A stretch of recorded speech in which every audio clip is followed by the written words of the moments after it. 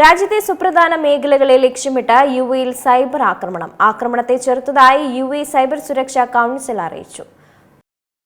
വ്യോമയാനം, ഊർജ്ജം, വിദ്യാഭ്യാസം എന്നിവയുൾപ്പെടെ രാജ്യത്തെ സുപ്രധാന മേഖലകളെ ലക്ഷ്യമിട്ടായിരുന്നു ആക്രമണം. നിർണായക സംവിധാനങ്ങൾക്കും അവശ്യ സേവനങ്ങൾക്കും തകരാറോ തിരിച്ചടിയോ ഉണ്ടായിട്ടില്ല എന്നാണ് വിവരം.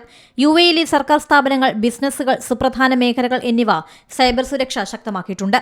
ആക്രമണങ്ങളെ ചെറുത്തു തോൽപ്പിക്കാൻ സൈബർ സുരക്ഷാ സംവിധാനങ്ങൾക്ക് കഴിഞ്ഞു. സുപ്രധാന സംവിധാനങ്ങളുടെയും സേവനങ്ങളുടെയും പ്രവർത്തനങ്ങളെ ബാധിച്ചിട്ടില്ല.